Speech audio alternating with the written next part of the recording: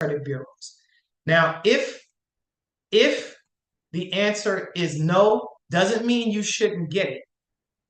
Just know that it's not going to show up on the business credit reports. And if you're trying to apply for other lending down the line, it won't show up as what we call a trade line. Anything that's reported on a business credit report is called a trade line.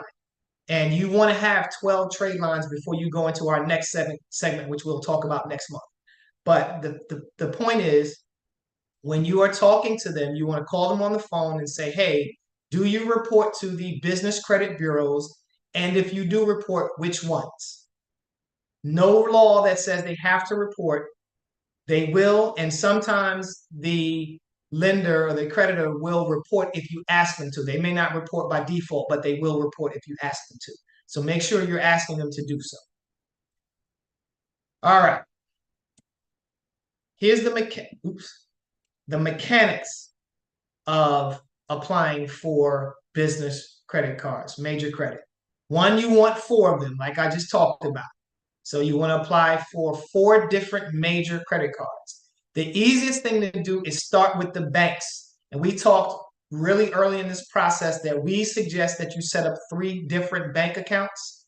You want to apply for business credit cards from each of those banks because you have a banking relationship.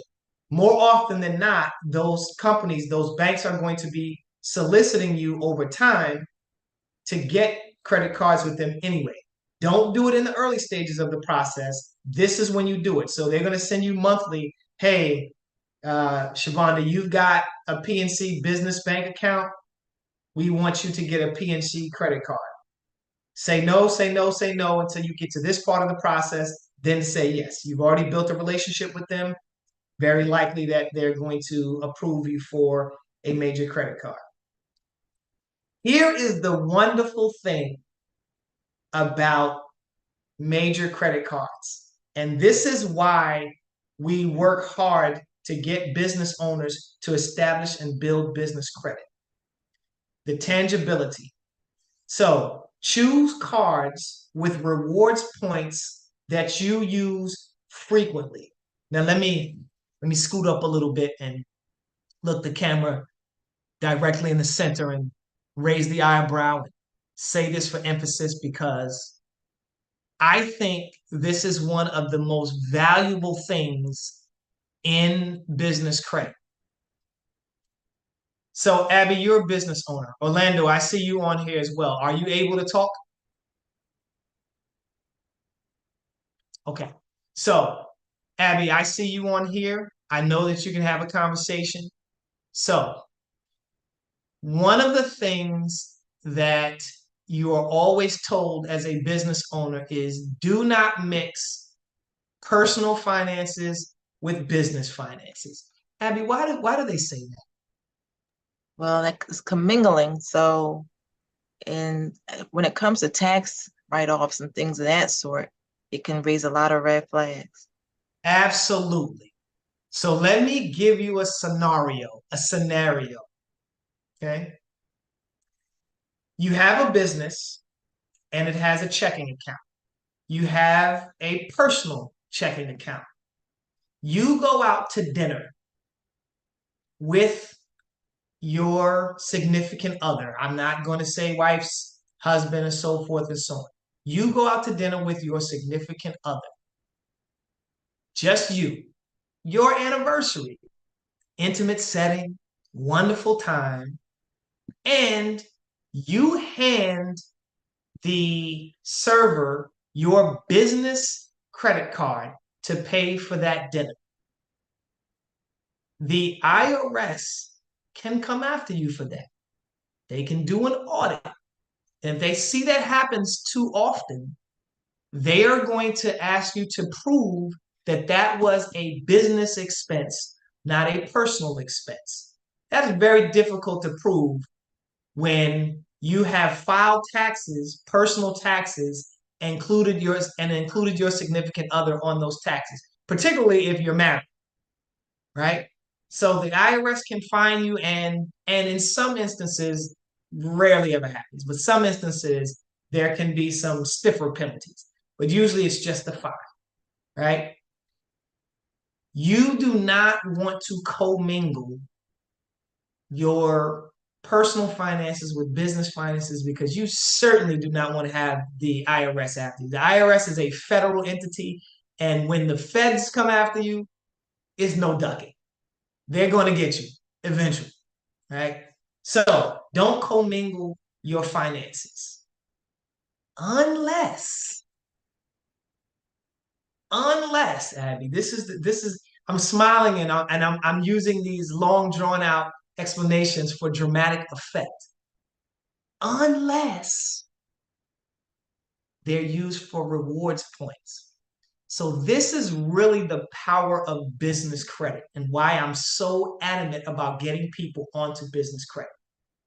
So choose a card. Let's say you choose the Amex Bonvoy card. Again, I'm going against my normal modus operandi. Right? You choose the Amex Bonvoy card. The Amex Bonvoy card will give you Marriott Bonvoy points. Right? So now, the first thing about rewards points is business credit cards typically give you 3 to 5 times the amount of rewards points than personal credit gives you. So if you get on the personal side, you get a dollar for dollar reward. On the business side, it's going to be 3 to 1 or 5 to 1. So that means you're going to amass those points quicker. And you can use those points for anything, including personal enjoyment. Because there are laws against using your business bank account and the money in it for personal expenses and then trying to write those off on your taxes. But there are no rewards points taxes. So you got 100,000 Bonvoy points. Use those Bonvoy points, and let's say that gets you a free 2 night stay at the Marriott in Washington, D.C. Now you take your significant other to the Marriott and you guys stay there at no cost. You're not commingling, but you are getting the personal effect of using business credit. And again, you're amassing those points quicker. There are more points, which means you'll get to those places faster, right? Flying first class, you can get airline miles, so you can fly first class. You can get free car rentals. You can get cashback rewards. You can get discounts on merchandise. And again, because you're amassing those points at a greater frequency, you're going to get access to those things even greater. So your Christmases, if you set up your year correctly, those rewards points can pay for your Christmases for yourself, your significant other, and your family. So I encourage you guys, go through this. If you have a business, get those rewards points. All right. I belabored that point, but I felt like that was something. Did you guys feel like that was something? Did you feel like that was valuable? I want to just comment on that, Kevin. Being able to go to some really high-end hotels and things on a personal level just by the points that's been amassed, that is a really good feeling. You know, you just feel really good to know that you can reward yourself. You know, even though we're still conducting business and using our cars in our businesses, but it is a really good feeling to be able to go and just rest and go out for a nice dinner and not have to spend any additional money from our efforts. So I just want to say it works. It works incredibly. And here's the deal. I want to so now I'm going to jump into a conversation a little bit. This may sound soapbox like, but I want to jump out here really quickly. So I try to tell people how to live a lifestyle using credit. That's what we do. So we counsel people on how to live a lifestyle. And those rewards points are part of that lifestyle. But let me tell you, there are a lot of people who are debt averse. They don't want to get themselves too far into debt because they don't feel like they'll be able to manage it if it gets out of control. And I completely understand that. So I'm going to tell you guys how to use credit as debit. I'm going to show you how to use your credit card as a debit card. So you'll get the benefits of two things. One, you get the benefit of not being in debt, not paying interest, and you'll get the benefit of those airline miles, right? So for those of you guys who are out here using cash or you're using your debit card, right? Let's say you're using your business debit card and you're buying, let's say you go out and buy business cards, right? The tendency is let's say the business cards cost $100. I've got $100 cash in my business bank account. I'm going to use my debit card, pay for those cards. I don't owe any money and there's no interest on that, right? Instead of doing that, use your business credit card. This is why you want to get this business credit card. Use your business credit card. You put that $100 on your business credit card. You're going to amass whatever points come along with you spending that $100, and then the next day you're going to pay that full $100 off. So before you go to get those cards, remember you have the $100 in your bank account, so you can pay for those cards cash. Instead, though, you put it on your credit card. Let's say your Amex card. You put that $100 on your Amex card. You pay the bill tomorrow. You got no interest. You use the same amount. So you're going to pay that. You're going to take that $100 and transfer it to or you're going to pay the Amex bill with that $100. You've effectively wiped out the interest. You've got the business cards and you've amassed these points. You cannot amass rewards points on your business debit cards. That's not a thing. But on your credit card, you can. And now you can use those points to live the lavish lifestyle that you want to live and heavy discounts on that. So use it. Use a credit card as a debit card. Make sure you have the amount of money that you want to spend in your business bank account before you go spend it, and the next day pay it off. And the good news about that is several things. One, it shows that you pay early because in business credit, the earlier you pay a bill, the better your credit rating. So if you pay it the next day, you will have a better credit rating than if you pay it in 30 days. Use it, pay it off, okay? At least 2 weeks. And then the last thing you want to do is you want to wait 90 days before moving on to the next phase because, as I've said over the past 3 conversations, business credit reports a little slower than personal credit. It may take some time for your trade lines to show up on your personal credit. So, I mean, on your business credit. So you want to wait 90 days before you move on to the next phase so that all of those transactions will show up on the business credit reports, right? That's business credit cards. Are there any questions, concerns, issues, something you guys want to go back over, something you discovered? I have a question for you, sir. Sure. So if you have multiple credit cards, right, and you don't want them to be closed out because they will close them when they're not in use, and you really don't have any additional business expenses to use the credit cards for, so what would be your recommendation to manage credit cards when you have quite a few, but you still want to keep them all open, but you don't have really a lot of expenses to use because perhaps you're used to putting most of the expenses on one? Great question. So that is more prevalent on the personal side than the business side. So they don't tend to close business credit cards like they do personal credit cards. They don't tend to drop the limits because business owners are running businesses, and it's critical to the economy that these business owners have access to this capital, right? And they understand you may be a business owner and your business may be seasonal, it may lay dormant for some time. So they don't pull the business credit side like they do on the personal side. So they're not going to be looking at your credit saying, okay, she hasn't used it in 6 months. We're going to drop the credit limit down from $6,000 to $250. On the business side, that's really not a thing. But if that is happening, if that does happen to you, or you're concerned about that, you want to use those cards sparingly. If it's a Visa, MasterCard, Discover, Amex, use it for gas. You got if you have a car, you're gonna need gas. So use it for that.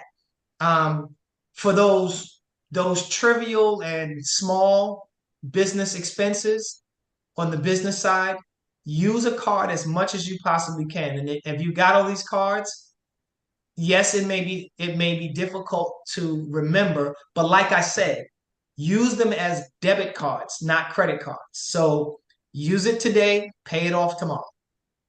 And the good news about business credit cards is on the personal side, there are some credit cards that won't allow you to pay. They will only allow 4 payments in a 30-day period.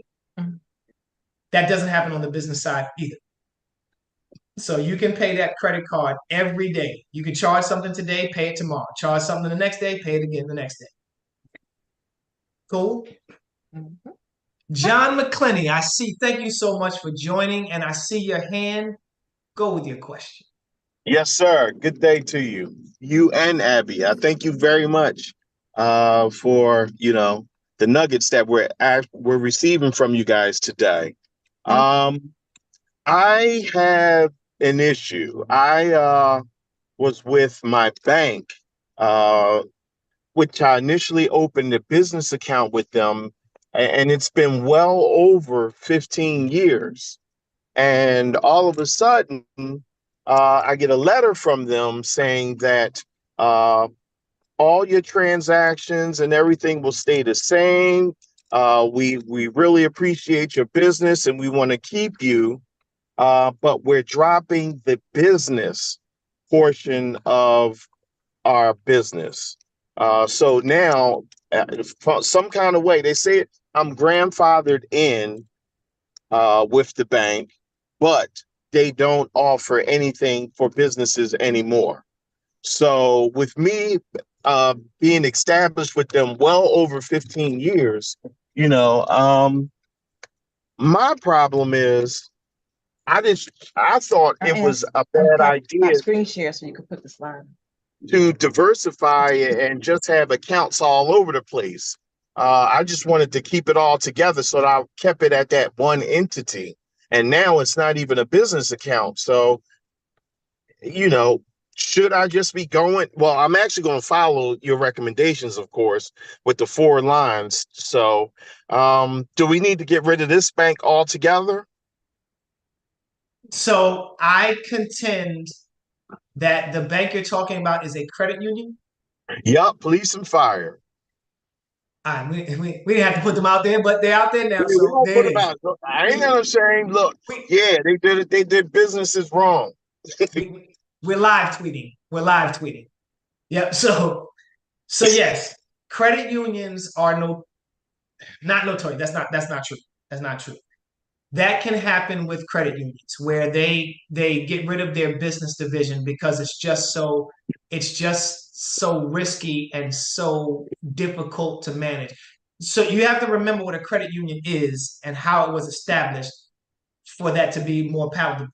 It's still not cool, but it's more palatable because a credit union is just a group of people that came together and said, we're going to put our money into this one institution and then allow that institution to lend it to its members. So that is a personal thing. When they allow businesses to come in and conduct business and open business bank accounts, they were Hmm. taking a huge risk because it's easy to dissolve a business.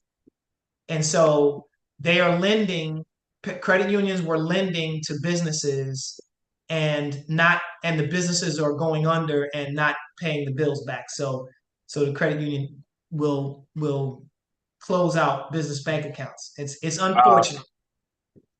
okay. So Yeah, I couldn't figure that out for the life of me, and I couldn't get a straight answer either.